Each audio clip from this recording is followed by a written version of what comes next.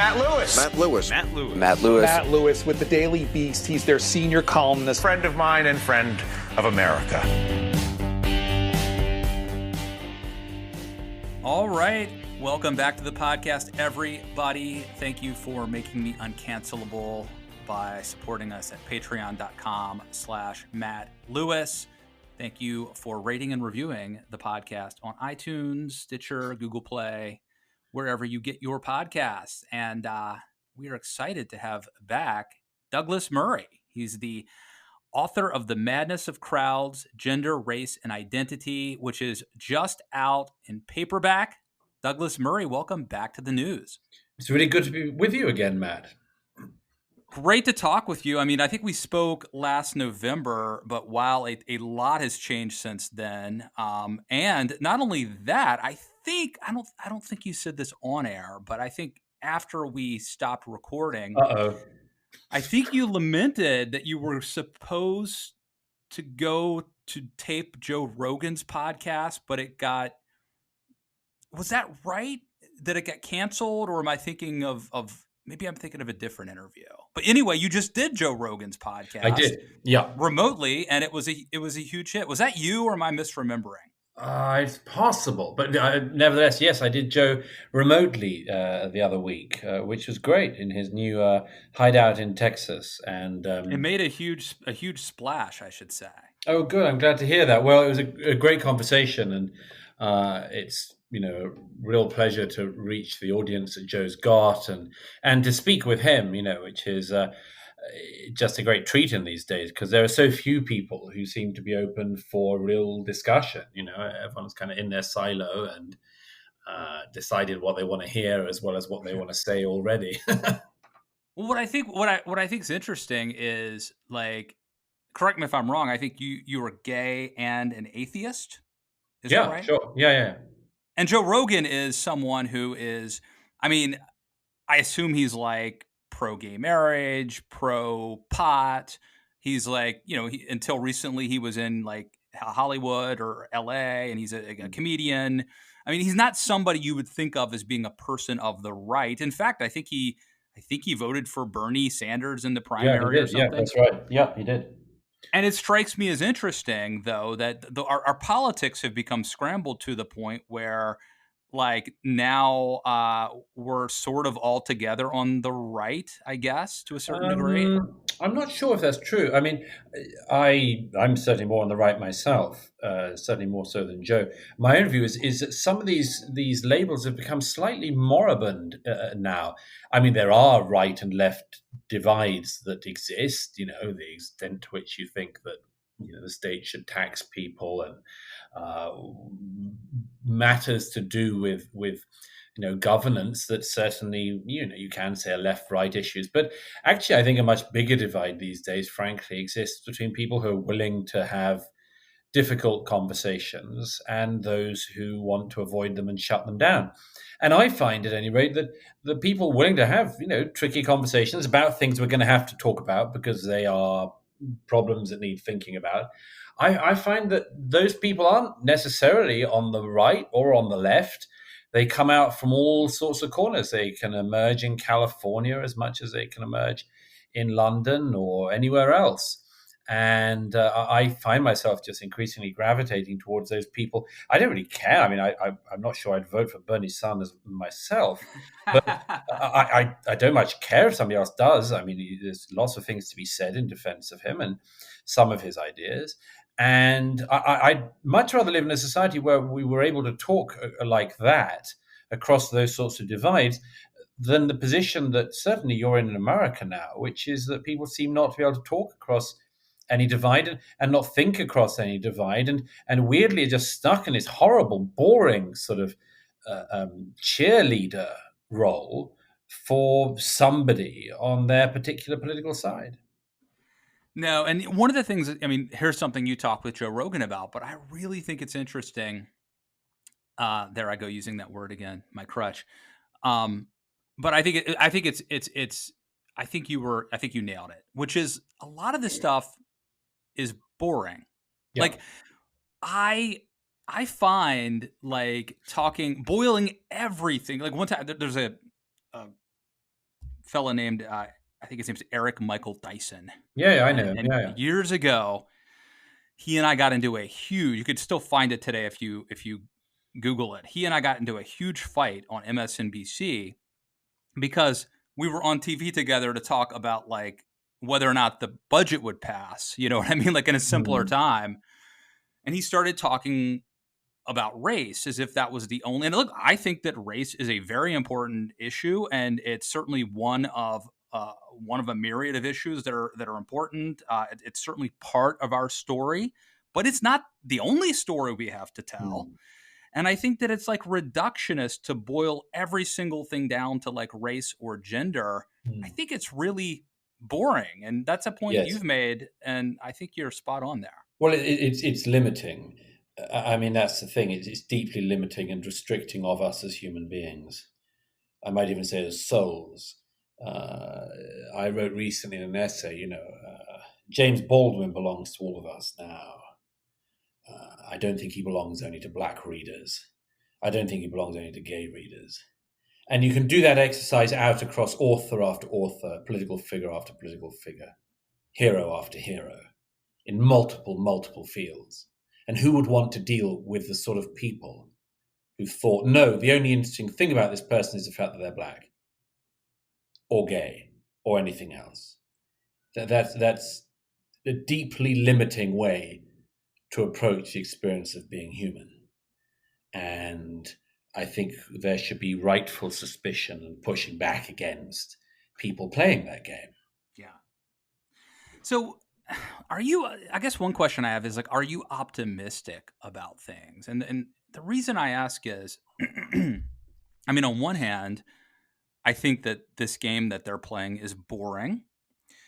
I also think that grievance doesn't just make everybody sad. It makes the person who is harboring the grievance and the person who like believes that they're the victim, it makes them sad. And I also, I just don't know if it's tenable for the majority of Americans to believe that they are predators. And so, like, on the other hand, I don't see a lot of reason for optimism. Where do you come down on that? Well, I mean, I don't find optimism or pessimism. I mean, these are passing and transitory emotions. I mean, so you can be pessimistic about something in your day and optimistic about something else. Ask me, am I optimistic about the state of American politics, for instance? I say, no, very much not. You're in a heck of a problem here, a real problem. I'm sitting in New York at the moment, but this country, this great country, is in a real problem and is going to be for some time to come. So I wouldn't pretend to be optimistic about that. But it's not as if politics is the only sphere of human activity in the United States of America. There are masses of things to be optimistic about. I mean, there are all sorts of realms in the political sphere that I'm optimistic about. I'm very optimistic, for instance, that smart young people of any background who can see through some of the games of their time are going to do very well, going to do really well. They've got a great future if they can break out of the paradigm they've been stuck in, they've been pushed into by the era. So, I'm optimistic about the chances of certain people. All of these things go on at the same time. As to that point about what it is like to live in a life of grievance, as it were. I mean, two things. Firstly, you're completely right, and everybody knows that everybody's had an experience in their life, and every parent observes it again and gets reminded of it in adulthood, of what it's like when somebody tries to get away with something and then gets stuck in the habit of that, forever having an excuse. We know that one of the problems of it is that it shrivels that person. It makes them less capable, less ambitious, all sorts of other things. We know this as individuals. You can see it in people when, for instance, I don't know, they go through a very messy breakup or divorce. If a party is deeply wronged, even really deeply wronged, they have a set of choices in front of them, and one of them is: am I going to live in this in this life as being a deeply wronged person and approach everything in my life in that way, or am I going to try to move through this and put that behind me? Everybody knows in their personal lives and experiences and observation that it's much better to try to move forward. That's a hard thing to do in certain situations, not least because there are people who come along and say, "Oh, come on, don't you want to live this life of grievance and grudge because it's got some enjoyments?" But as for the other flip side of that, what you describe as the mainstream, I'm very sure that what you say is true. I don't think there's a very wide appetite for racial politicking to indulge for very long in the game of one racial grouping is uniquely wicked and evil and must be punished. I don't think it works anyway, but I specifically don't think it'll work against majority populations. And I warn the people playing this game. They are overplaying their hand. It's a very, very ugly game they're involved in, and I don't think they'll win. Yeah, it'll be interesting to see. I mean, there's a couple ways that it could lose. There's the way it could lose is if it just ceases to be popular. If people quit playing the game, they become mocked or laughed at, or their ratings. If they're a TV channel that's playing the game and people quit watching. The other way it could backfire is if the right radicalizes and Yeah, you you have bet. like the rise of white supremacy and things like that, and that would be a very bad sort of backlash. Any thoughts on which of those two futures? Oh, I mean, everything is possible. Everything's possible all the time. Look at 2020 itself, and the year in which we're speaking. If we'd had this conversation a year ago, and either of us had said to the other, in fact, when we last did speak, if neither of us said to the other, "I think within the next year we'll all be locked in our houses on a governmental order for months," I didn't think either of us would have said, "Yeah, sure, I can see how that happens."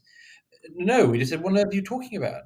Well, people will put up with that. Well, they'll all wear weird, we'll all insist on wearing masks. We'll all accept that. We'll all accept a limitation on our movements. Everybody who's not in a committed relationship, including the young, will be forced into chastity by order of the government. You know, it's we should be humble about our inability to look very far ahead. We should really be humble about that, and we should accept the fact that everything can happen all the time. And any historian knows this, that you're always one stupid error away from one form of disaster. And if that stupid error isn't made, things go in a different direction. The amount of potential all the time is so bewildering, we don't really think about it very much.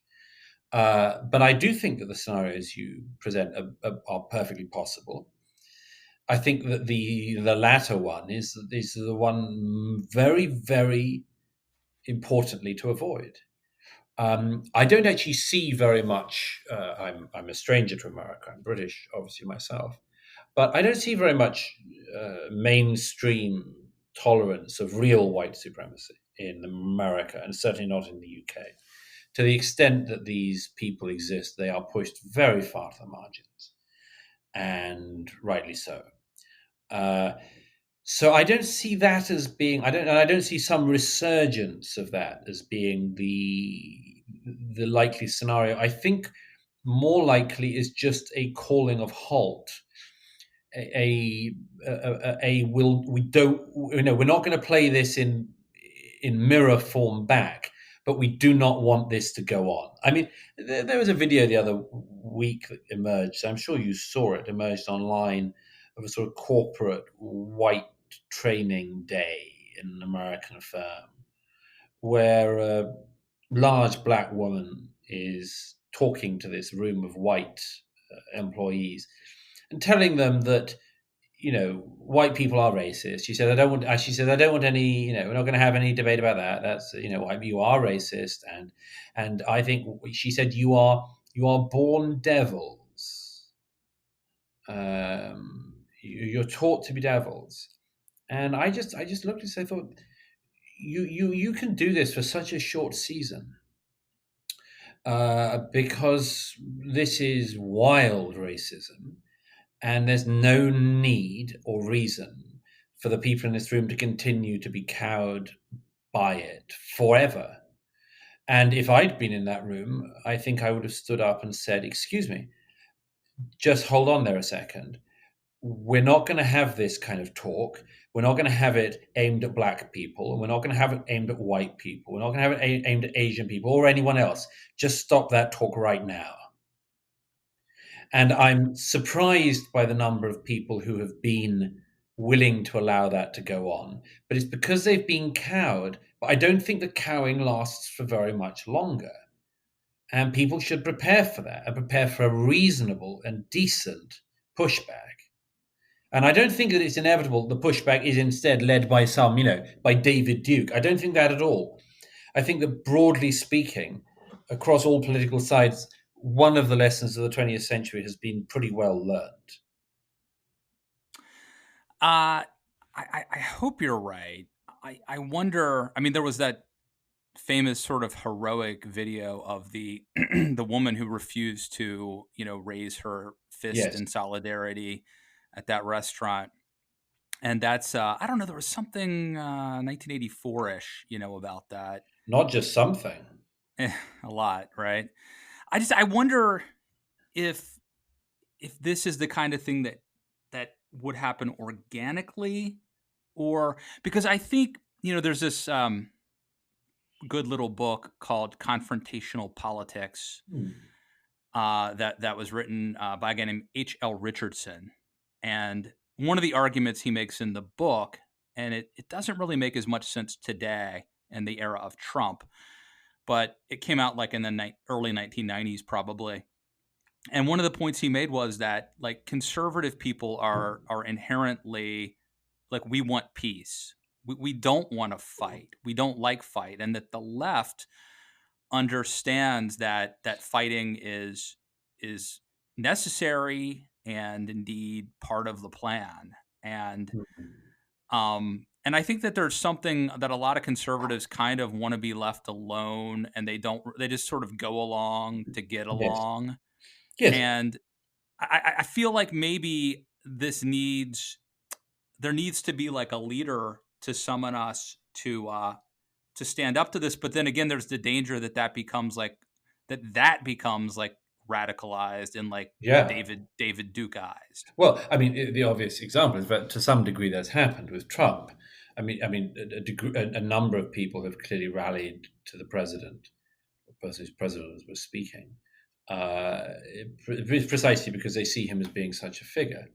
And to give a generous interpretation of one of the ways in which American politics has broken down in the last 4 years, it would be that the left isn't able to forgive the right for allowing Trump to happen, and can't believe that the right permitted this, and will allow any taunting and confrontation imaginable as some kind of payback.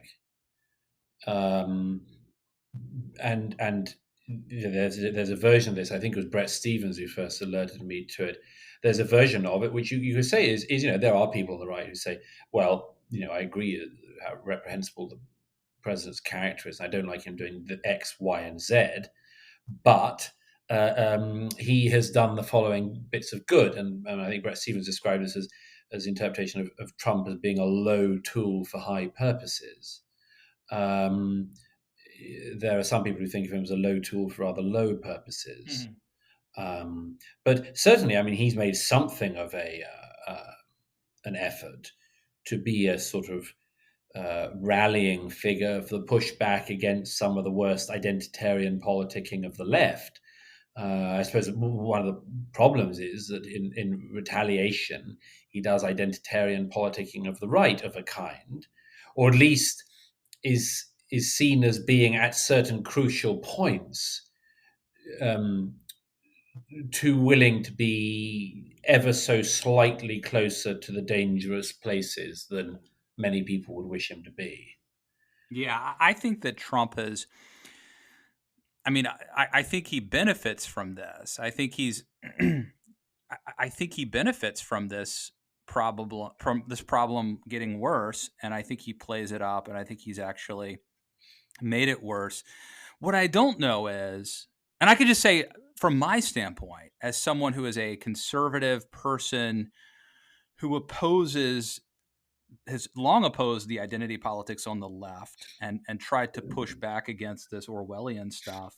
I think Trump has made it harder for people like me to do that. And he is, yes, yeah, because I wrote about this in National Review a year or so, 2 years ago, maybe ago. It's what I describe as being the snowplow effect in American politics, where if you, for instance, don't like the identitarian politicking of the left, and Trump does something that would please you, you walk into the road and say how happy you are with this particular element of Trump, and it's like a snowplow comes along the road at you and immediately throws you right onto the Trump side. And this effect, this snowplow keeps being relentlessly driven down the center space of American politics, is, I think, a disaster, because it's a disaster for the left, who cannot divorce themselves at this stage from their most radical elements. And it's a disaster for the right, who you could argue are also equally unable to divorce themselves from their more radical elements. And that center space, which we all used to be able to inhabit to some degree, which is, look, I like this one thing he's done, but don't by any means think that means that I'm some massive fan of this president. That space, which used to be perfectly respectable, normal space, in this era has become absolutely impossible to hold. You say one thing in favor of Trump, and you're a big Trumpy. I had this experience recently. I almost never write about the president. I don't particularly find him that interesting to write about. And there's very little new to say. I had this experience recently, and somebody in the Financial Times in London described me as being an avid Trump supporter. I said, this is such obvious nonsense. Anyone who reads what I've written over the last 4 years can tell that. I'm by no means an avid supporter of the president. But that sort of thing is what they do, because that way they've sort of immediately hurled you again onto the verge, Yeah. And I think Trump has encouraged this world. But the problem is, at some point, if the polarization gets bad enough, if it all becomes identity politics, and you have a binary choice, as we essentially do, at some point, identity really is predictive, right? I mean, if just think, if you're a white person, we used to have a lot of working class white Democrats in America. Yeah. Right. I mean, all over the Midwest, right? Yeah. But now, let's say you're a white person and you don't like Trump, but the other side is basically talking about you have toxic masculinity and white privilege, and we're coming after you. You could be forced, at least psychologically, you may feel like you're forced into Trump's arms, like he's the only other game in town. And so it just exacerbates the problem. And of course, Trump likes that. Of course. I mean, can you honestly say that Trump would be unhappy if there was more rioting breaking out in American cities ahead of the election? I don't think you could. No. It would enormously benefit him. Kellyanne Conway said that it would be good for him, and I think she's probably right. Yeah. And, I thought he was completely toast until the looting and law and order problems started in multiple American cities just for the summer. And at that point, I thought, well, this is how he wins. At the moment we're speaking, that path to victory seems less plausible or less likely. It's possible that the rioters went off slightly too early for Trump's comfort. Yeah. I was reminded of another point. We were talking about how boring it is just boiling things down to identity politics. Mm-hmm. And I've found myself on over the years on TV, basically knowing it's really going to be hard for me to win this argument. just because based just solely on the fact that like I'm a white dude.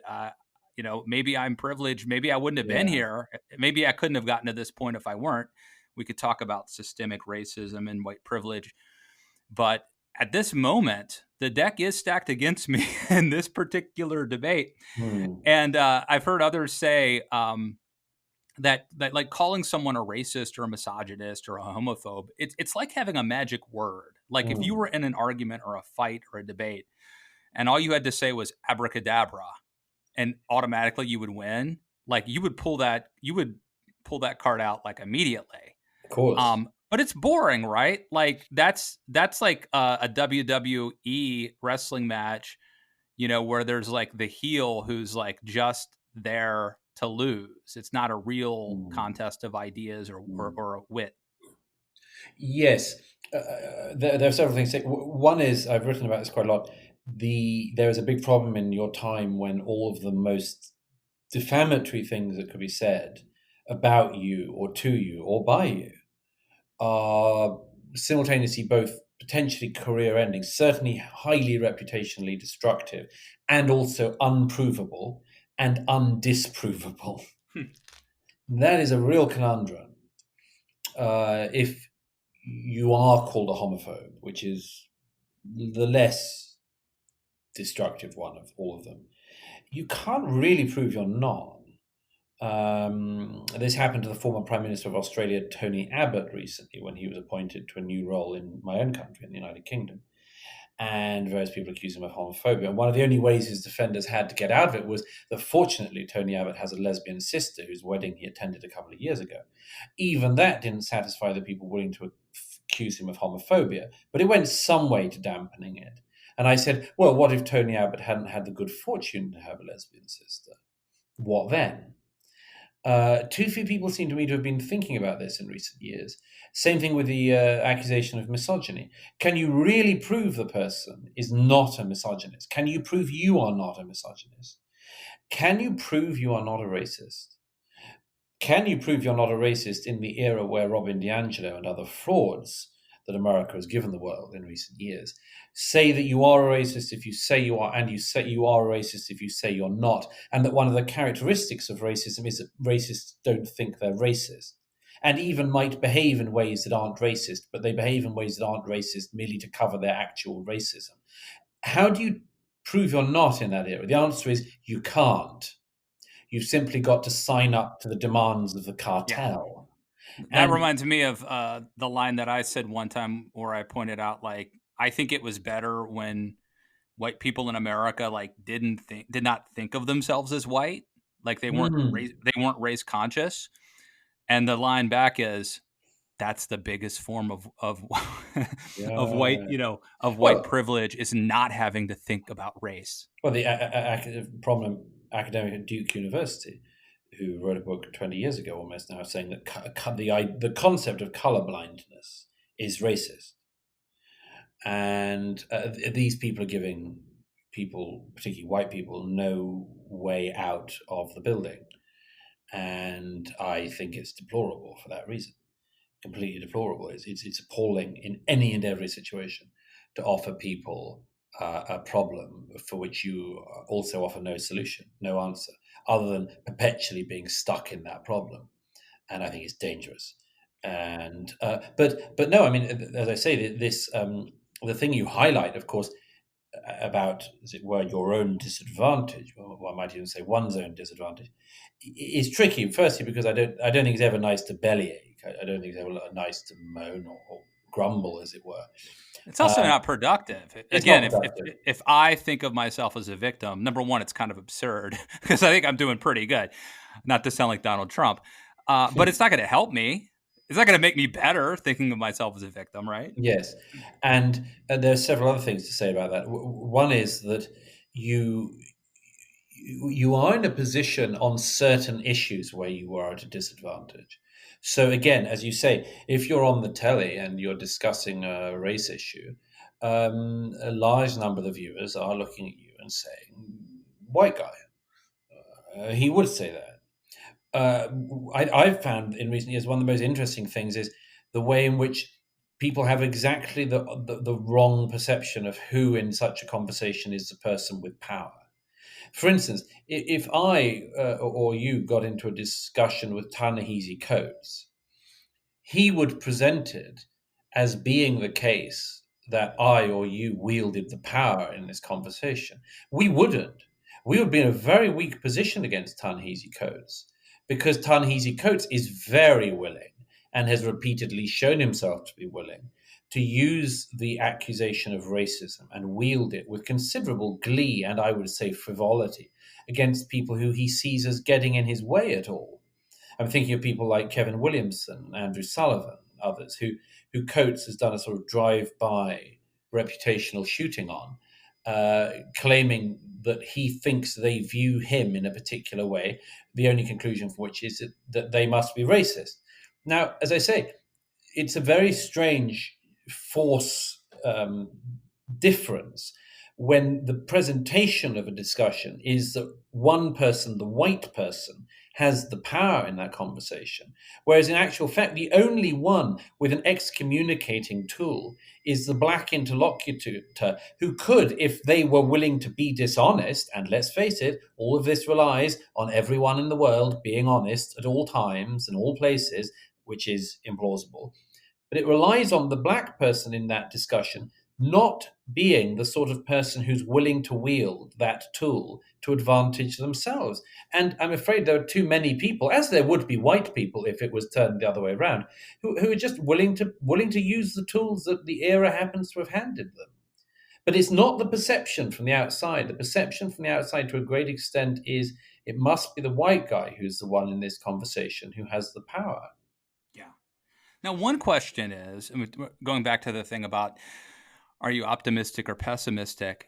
There is one way of looking at the world that says, well, look, Joe Rogan's doing great. He doesn't need to be on a TV network. I mean, I guess now he has the Spotify problem, but he doesn't need them. Like Andrew Sullivan didn't need to be at the New Yorker or wherever he was, right? He can start his own blog and make a ton of money, and Joe Rogan doesn't need. And I wonder the COVID thing where everybody's working from home now, that maybe that liberates us and makes us free agents, or maybe it makes us slaves to our computers where Big Brother's going to be monitoring our homes now, not just our office, but our homes now.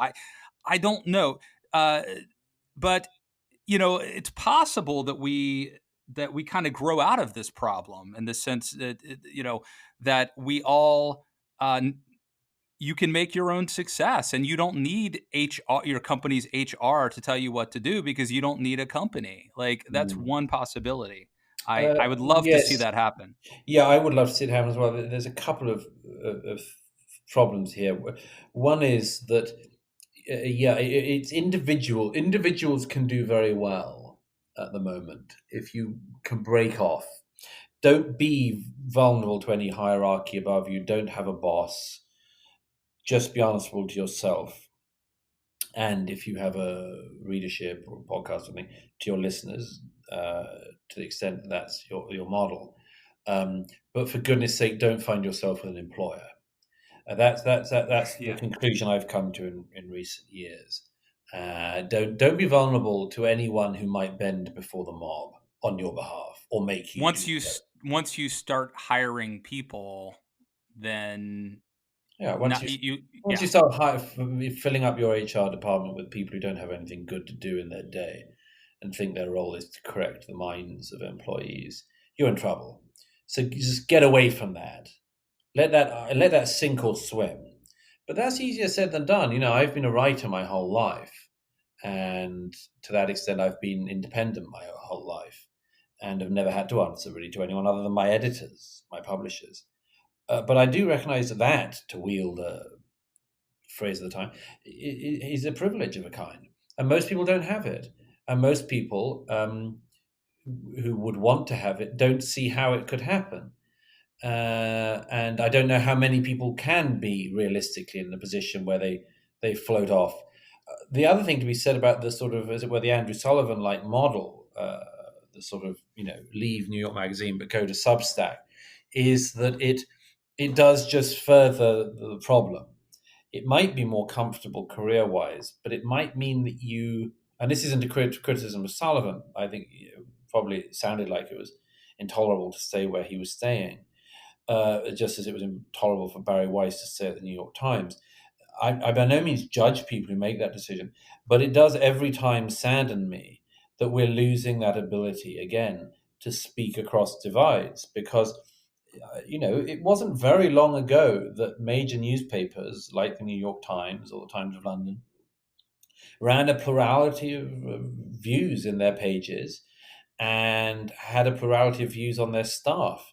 And it was one of the ways in which the national conversation was informed.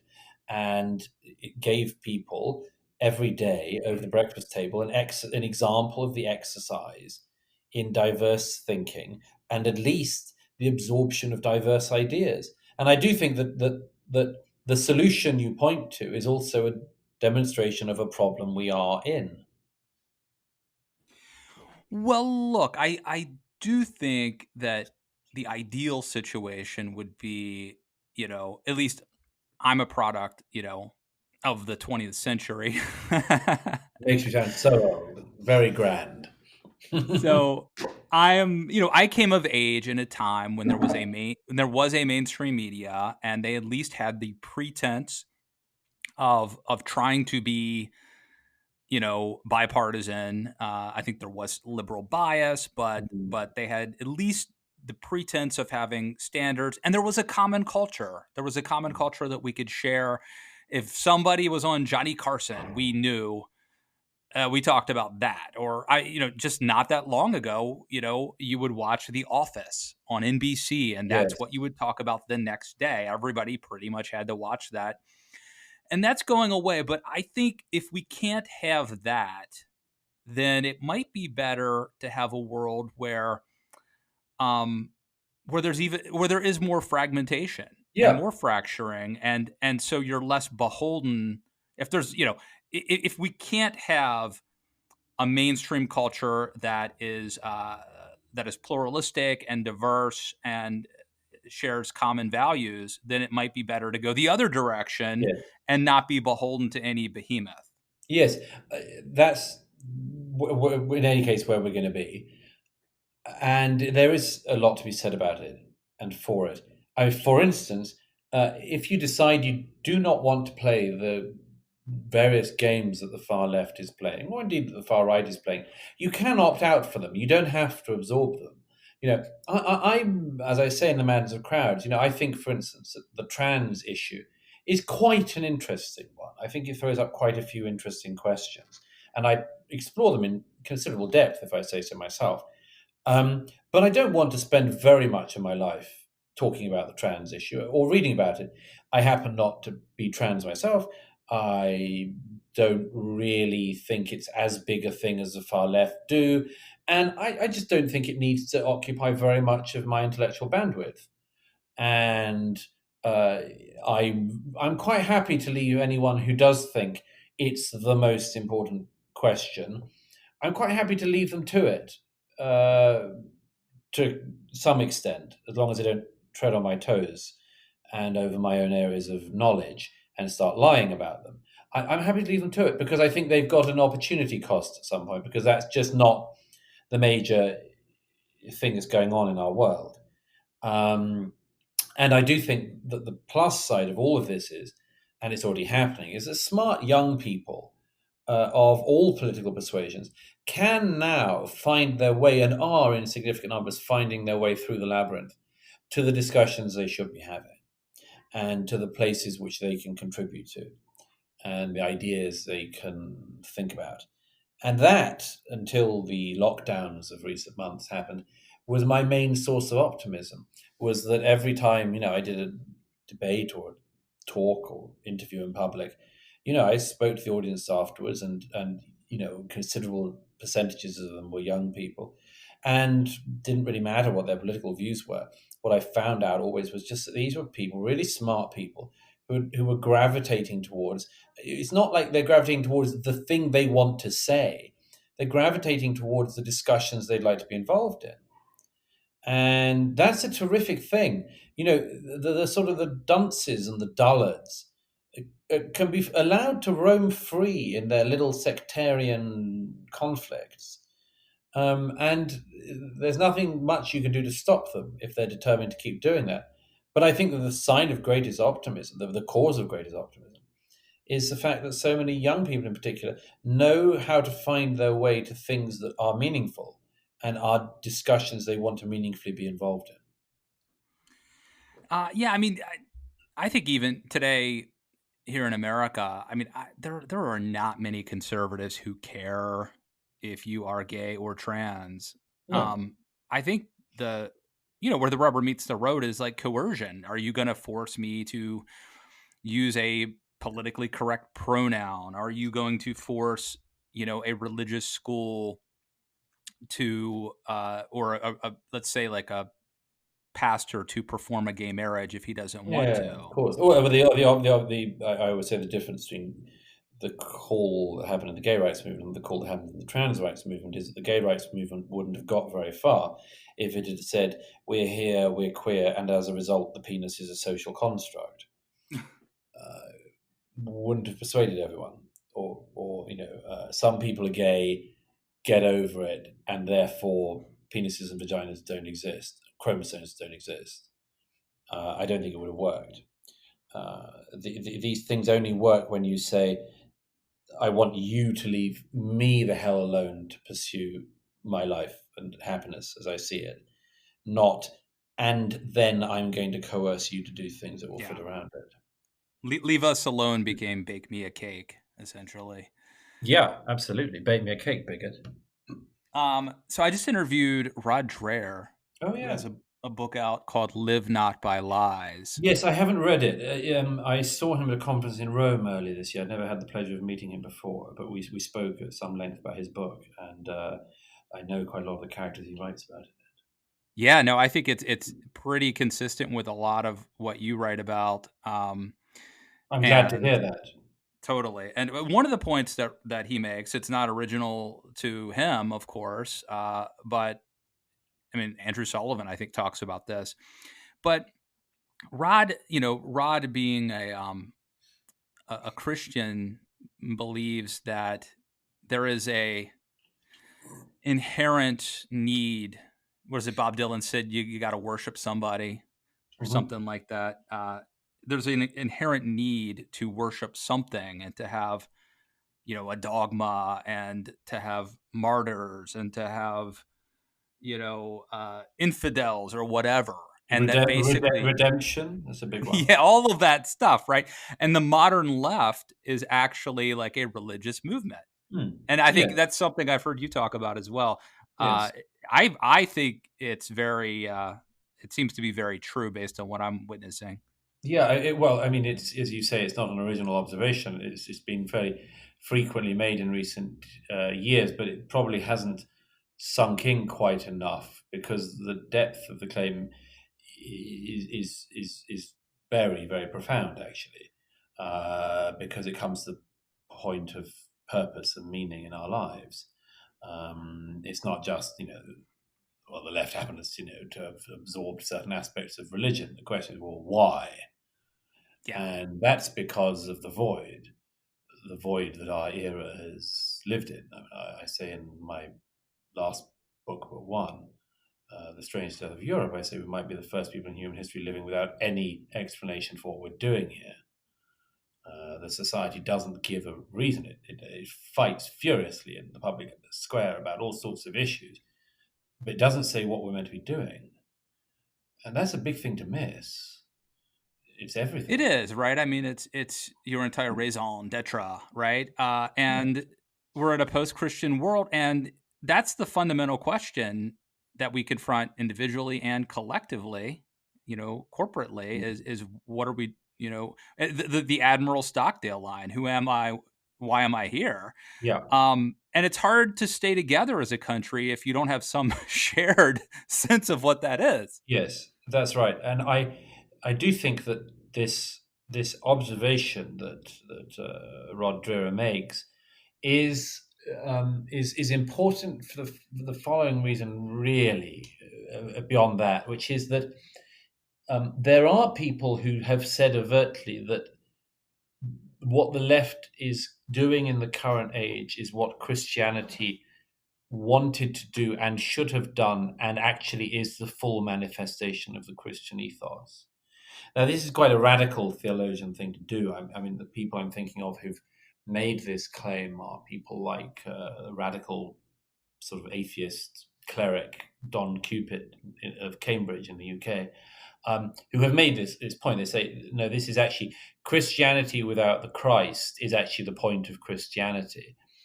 I don't agree with that myself. I think it's a very interesting observation. I think it's interesting that a form of that claim has actually filtered down very deep. I mean, my fellow countryman Tom Holland, the historian whose most recent book on Christianity Dominion goes into this. He makes this argument, says that all of these things that we think of as being ours are post-Christian inheritances. I've made this point myself. What the hell do people think human rights are? Where did they come from, do you think? And so there is an effort to do the religion without the religion, and Christianity without the Christ, and so on. And we'll see if it works for those people who are practicing it. But I think that we need to understand the depth of the claim and the depths of the void that they're speaking to. Because you look at the arrest photos in Portland, Oregon, for instance, and I'm afraid that what you see there are not just sort of bewildered figures or just ludicrous figures, though they are both of these things. They're also clearly and visibly profoundly lost souls. I mean, they've sort of got rouge on one cheek and a bit of lipstick and pink hair and a piercing through their left nostril, and there's a look in their eyes. Even you can see there's sort of certain bewilderment about the way in which their lives have turned out, and that's because there's been a massive failure to say, to use an old-fashioned phrase, what a life well lived actually might be. And one group of people, only a part of the left, but a part of the left, says a life well lived is a life involving yourself in conflict, specifically conflict against the following foes, fascism, wherever you can find it, if you can find it, patriarchy, cis heteronormativity, and so on. And the really striking thing is, going back to where we started from, is that so few conservatives or figures of the right bothered to answer that back. They sort of, talked about the market and the capitalism and, sort of find your happiness where you will. But they didn't really provide any guidance. And I think to some extent, it's not a complete explanation, but to some extent, we're all suffering one of the consequences of that. Yeah. I started writing about this when we had the rise of homegrown terrorism, right? And you had like jihadism, people like from England or America who decided to, join the caliphate. And it's sort of like, why would you leave a pretty comfortable life to go do that? And it's because it's not just about comfort. It's, we have a calling to sacrifice. We have a calling to suffer. We have a calling to excitement, especially young people. And I think the violence and the opportunity to wield violence as well as to suffer. That too. It's the same reason people become a cop, right?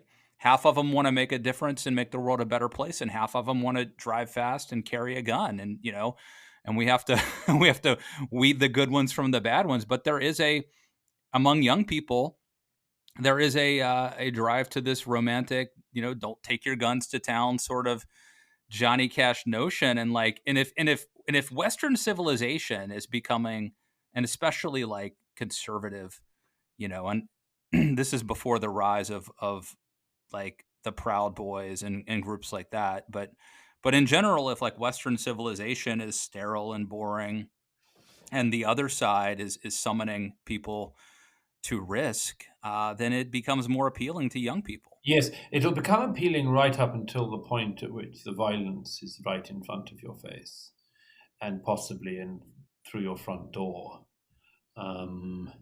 I've always been interested in the moment, the liminal moment when the thrill of violence stops. We quite often talk about conflicts in terms of them winding down. Civil wars, for instance, quite often wind down in a form of exhaustion almost. Some years ago, about a decade ago, I wrote a book on the conflict in Northern Ireland called Bloody Sunday. I'm very aware of an interpretation of that, which is that basically the violence stopped because both or all sides were so just horrified by what they'd been reduced to and what violence had come in through their own door. That once you lowered your own willingness to behave against other people in a certain way, they lowered their unwillingness to behave back at you in that way. And that there was no way out once you started it. And that at the beginning, it's partly about the alleviation of boredom, as that conflict to some extent was. And before you know it, you're all the way down the pit. And at some point, you want to get out. And the interesting question, personally as well as societally, is where is the stage when it's got to the point where most people don't want that anymore? And they say, actually, you know what? I tried that. I saw that. I stared into that abyss, and I don't want it. I want a quiet life.